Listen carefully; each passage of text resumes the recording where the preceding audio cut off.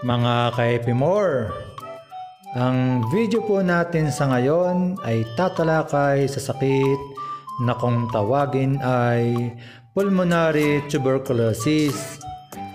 Ano nga po ba ang sakit na pulmonary tuberculosis?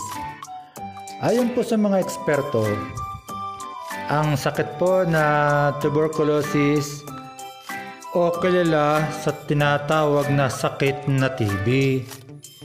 At ayon po sa kanila, ang tuberculosis ay isang lubhang nakakahawang sakit sa baga.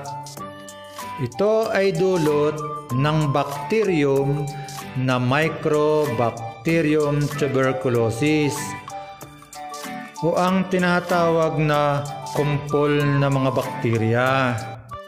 Ayon pa rin sa mga eksperto, ang TB ay umaapekto sa baga sa pamamagitan ng paglanghap ng hangin na mayroong bakterya na nagdudulot nito. At ayon pa rin sa mga eksperto, ang karaniwang mga sintomas ng taong may tuberculosis ay ang labis na pag-ubo na tumatagal ng ilang linggo, pag-ubo ng may dugo, pananakit ng dibdib, pananamlay at labis na pagkapagod, pagbaksak ng timbang, maging ang pagkakaroon ng lagnat. At ayon sa mga eksperto, sa panahon natin ngayon, kabilang ang tuberculosis sa pinaka nakakahawang sakit na nagdudulot ng kamatayan sa buong mundo. At ayon po sa mga eksperto, ang pulmonary tuberculosis ay nakukuha kapag inaatake lamang ng Mycobacterium tuberculosis ang mga baga, subalit maaari rin itong kumalat sa iba pang bahagi ng katawan. At ayon po sa mga eksperto, narito po ang mga sanhi ng pagkakaroon po ng pulmonary tuberculosis. At ayon po sa kanila, ang impeksyon dulot ng Mycobacterium tuberculosis ay sanhi ng sakit na tuberculosis. Ito ay kumakalat sa pamamagitan ng paglanghap ng hanging pinagbahanginan o inubuhan ng taong apektado nito. Subalit ayon pa rin sa mga eksperto, ang tuberculosis ay hindi kasing bilis makahawa ng flu. At upang magkaroon ito, kailangan ng ilang oras na pagkakalantad sa taong apektado sa sakit na ito. At ayon pa rin sa kanila, ang mga halimbawa nito ay ang pagkakahawa sa isang kasama sa bahay na mayroong sakit na ito, o kaya ay ang pagtabi sa may TB sa loob ng sasakyan sa loob ng ilang oras. At ayon po sa mga eksperto, narito po yung mga sintomas ng pagkakaroon po ng sakit na pulmonary tuberculosis. At ang unang-una po sa kanilang listahan ay ang pag-ubo ng may plema. Ganon din po ang pag-ubo ng may kasamang dugo. Isa rin po sa mga sintomas nito ay ang pananakit ng dibdib, pagkakaroon ng tuloy-tuloy na lagnat, hindi maipaliwanag na pagbaksak ng timbang ng katawan, at ang pagpapawis sa gabi. At ayon po sa mga eksperto, sino man ay pwedeng magkaroon ng sakit na tuberculosis. Subalit ayon po sa kanila, may mga taong higit na mataas ang pagkakaroon nito o na magkaroon ng sakit na ito, lalo na ang mga sumusunod na mga kondisyon ng pagpapahina ng kanilang immune system. At ayon po sa mga eksperto, ay ang kauna-unahan po rito ay ang mga sanggol o kaya naman po ay ang mga matatanda. Ikalawa po sa kanilang listahan ay ang mga mayroon pong sakit na HIV or AIDS. Ganon din po ang mga may sakit na diabetes, mga may sakit sa bato, mga taong sumasailalim sa pagpapagamot laban sa cancer, pagkatapos po ng mga transplant ng may mga sakit. Kaya po ayon po sa mga eksperto ay ito po yung mga tao na prone para po magkaroon po ng tuberculosis. At ayon pa rin po sa mga eksperto, may mga panganib din po para po magkaroon ng TB. At ito po ay ang mga sumusunod. Naunguna po sa kanilang listahan ay ang mga tao na nakatira sa bahay na may nakatirang may sakit na TB. Ganon din po ay ang mga nagtatrabaho sa mga pagamutan na nakikisalamuha sa mga pasyente pong may TB pa rin. Ganon din po ay ang mga nakatira sa mga residential care facility kung saan ay marami pong may sakit na tuberculosis. At yung pong mga tao na bumabiyahe sa mga dako na kung saan ay mayroon pong outbreak na tuberculosis. At ayon po sa ating pong mga eksperto ay may mga paraan naman po para po makaiwas sa sakit na ito na kinakailangan lang pong gawin ang mga bagay na pag-iingat gaya po ng mga sumusunod. Unang-una po ayon po sa kanila ay kinakailangan pong magpabakuna laban po sa TB. Gayon din po, iwasan ang pagpunta sa mga lugar na may maraming bilang na mayroon pong sakit na ito. At ganoon din po ay ugaliing magdala at magsuot ng face mask kung sakali pong hindi po maiiwasang pumunta sa lugar ng mayroon pong may mga sakit na TB. At gayon din po naman ay ugaliing gumamit po ng mga rubbing alcohol nang sa ganun po ay lagi po tayong makapaglagay niyan sa kamay at mga hand sanitizer. Ganon din po ay tiyaking sapat ang oras po na nilalaan para po sa pagpapahinga.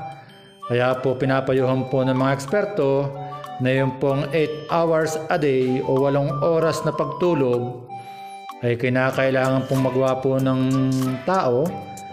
At sa tanghali naman po, kailangan din po namang may pahinga. Gayon din po naman ay ang regular na ehersisyo sa katawan. Sapagkat ito pong mga payo pong ito ay kung ating pong susundin, ito po ay pagkapalakas po ito ng immune system. Kaya po sa mga nauna po nating video ay naroon na po yung pagkapalakas po ng katawan na kinakailangan po natin gawin. Yung pong inhale-exhale process ay napakabisa. At ito po ay ating pong muling i-discuss sa bandang dulo po ng bidyong ito. At ayon po sa mga eksperto, meron pong 2 uri ng gamot para po magamot po ang sakit po na tuberculosis. Ngayon po, ang gagawin lang po ng mga pasyente kung ang ating pong gagamitin ay ang gamot na tubig, ay ito po ang kanila pong ipinapayo. Ang gagawin lang po natin ay puputol po tayo ng ugat ng tibig. At ito pong ugat ng tibig, ito po ay sasahuran po natin ng isang malinis na lalagyan para po yung pinakatubig po ng ugat na ito ay masahod po niya. Lalagyan po natin ito ng salaan. Pwede pong tela, para po masala po niya. Ngayon, kapag po tayo po ay nakakuha na po ng tubig po ng tibig na nanggaling po sa kanya pong ugat, ay ito naman po ang siyang lagi nating iinumin. Pwede po natin siyang inumin umaga, tanghali, hapon. At kaysa naman po tayo uminom po ng kape, ay ito na po ang ating inumin sapagkat halos wala rin po namang lasa ang tubig po ng tibig.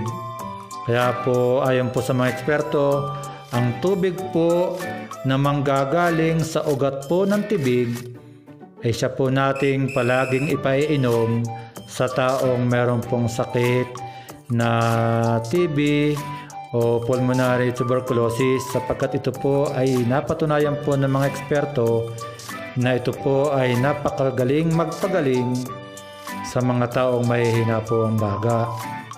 Kaya nga po, kung ang atin pong gagamitin ay tubig, ay ito po ang atin pong unang-unang gagamitin. Ayon po sa mga eksperto, ito po ang may bisang gamot para po gamutin ang pulmonary tuberculosis. Unang-una po nilang inirekomenda ay maghanda po tayo o kumuha po tayo ng dahon ng ampalaya na katamtaman po naman ang dami. At ang gagawin po natin sa dahon po ng ampalaya, ito po ay ating didikdikin at pipigain. Ang katas ay ilalagay sa klaro o sa puting itlog ng manok. At ayon po sa mga eksperto, kapag po napaghalo po itong dalawang ito, ay ilalagay po sa isang malinis na tela at itatapal po sa dibdib at likod at sa kanya pong alak-alakan. At ayon pa rin po sa mga eksperto, ang pangalawa pong halamang gamot na pwede po nating gamitin ay ang halamang gamot na kung tawagin ay tikas-tikas. Ang gagawin po sa halamang gamot na tikas-tikas ay didikdikin, at pag ito po ay atin pong nadikdik, ay itatapal din po ito sa dibdib. Ganun din po naman ang ikatlo pong halamang gamot na kanila pong ipinapayo ay ang halamang gamot na kung tawagin po ay sibuyas bombay. Ang gagawin naman po sa halamang gamot na kung tawagin ay sibuyas bombay, ito po ay ating ipapaksiw, at kapag po ito ay ating pong naipaksiw, itatapal din po natin to sa dibdib at likod. At ang susunod pong halamang gamot na kung ito po ay ating pong mahahanap ay ang halamang gamot na kung tawagin po ay hasmin, lirio o bakong, at saka po ang anis moscada o maskada. Ayon po sa mga eksperto, ang kinakailangan lang po natin gawin ay dikdikin at itapal sa dibdib at likod ng pasyente. At bilang tagulbilin po nila, ay sinasabi po nila na yung puting tangkay ng hasmin lirio o bakong ang kukunin. Bago tapalan ay punasan muna ng asyente o asyete alcamporado, kung ito man po ay likod o dibdib. At ang panghuli po natin gagamitin na ipinapayo po ng mga eksperto ay ang malagkit na bigas at arena. Ang gagawin naman po dito sa malagkit na bigas kasama po ang harina ay ibababad po sa analgina, arambulo o sa alinmang kauri nito, at pagkatapos po ay itatapal po sa likod. At bilang paalala po naman ng inyong lingkod ay yung pong mga naturan po nating halamang gamot na siya pong ipinapayo po ng mga eksperto ay ipagtanong po natin sa medyo may edad na mga lolo o lola po natin, sapagkat medyo po mahirap pong hanapin ang mga pangalan nito sa ngayon, sapagkat ito pong mga pangalan nito ay mga pangalang sinauna. Kaya po kung sino pong medyo may edad sa ating lugar, ipagtanong po lamang natin, sapagkat ito pong mga halamang gamot pong ito ay napatunayan po at pinakinabangan na ito po ay talagang nakapagpapagaling ng may mga sakit po sa pulmon o pulmonary tuberculosis na ito. Ngayon po naman, bilang video ko na po nung una na akin na po na-upload yung pong pagpapalakas po ng ating immune system sa pamamagitan po ng pag-ehersisyo. Kaya po number 1 din pong kailangan ng katawan natin ay ang pagpapalakas ng katawan sa pamamagitan po ng pag-exercise. Ngayon naman po kung medyo may hapo po tayo at hindi po tayo makakapag-exercise at baka po tayo lalong hapuin o kaya naman po ubuhin, ay pinapayo naman po ito ng ating pong mga eksperto, lalo tigit ay ang ating pong pambansang bayaning Dr. Jose Rizal, na siya po ay pinaka magaling sa larangan po ng herbal. Kaya po ang ipinapayo po nila, kinakailangan lang po tayong magpainit ng likod sa umaga. Ito po ay sa pagitan ng alas 7 hanggang alas 8 ng umaga. At ito po ay ating pong gagawin ng 20 hanggang 30 minutes o 20 hanggang kalahating oras, sapagkat yung pong init po sa umaga ay ito po ay gamot po sa ating kalusugan. At ganoon din po naman, ipinapayo rin po ng mga eksperto na ang isa po sa pagpapalakas po ng ating pong baga, sapagkat alam naman natin na ang nakakasakit po ng TB ay ito po yung tinitira ay baga. Kaya po yung pong ating pong unang video na na-ukol po naman sa inhale-exhale process ay ito po ay napakaguhusay. Kaya po ulit-ulitin po natin na kailangan po nating umupo lang po ng tuwid sa isang pong upuan o silyang kahoy na may sandalan. Atin pong ilalapat ang likod natin ng tuwid. Pagkatapos po ay ito po ang ating gagawin. Kapag po ang pasyente ay nakaupo na po sa silyang kahoy na may sandalan at nakalapat na po ang kanya pong likod ng tuwid, ipapatong po niya ang kanyang dalawang kamay sa ibabaw po ng kanya pong hita. At pagkatapos po, hihigop po siya ng hangin gamit po ang kanyang ilong, at ito po ay gagawin niya po ng 5 segundo. At kapag po ito'y nahigop na po niya ang hangin ito po naman ay pananatilihin din po niya sa loob ng kanyang dibdib ng 5 rin pong segundo. At kapag po ito ay nagawa niya, ito naman po ay ilalabas niya gamit naman po ang kanyang bibig, na ang forma po ng kanya pong mga labi ay medyo po patilos, na para pong nagpapalabas ng usok ng isang taong naninigarilyo.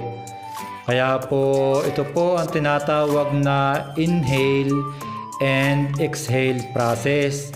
At ito po ay isa pong napakabisang paraan na ipinapayo po ng mga eksperto na pampalakas po ng ating baga, sapagkat ang pulmonary tuberculosis ay ito po ay sakit na ang pinahihina po ay ang ating pong baga.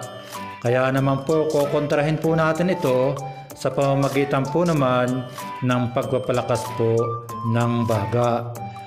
At gayon din po naman kapag po tayo po may mga sakit ng ganito, ito po ay higit pong pinagdidiinan ng ating pong mga eksperto na umiwas po tayo sa paninigarilyo, sapagkat ang tendency po ng paninigarilyo ay lalo po tayong dadarahikin ng ubo o lalo po tayong uubuhin, At pag naman po tayo inubo, ay pwede po itong magdulot po sa atin ng matinding pag-atake na may kasamang pong dugo.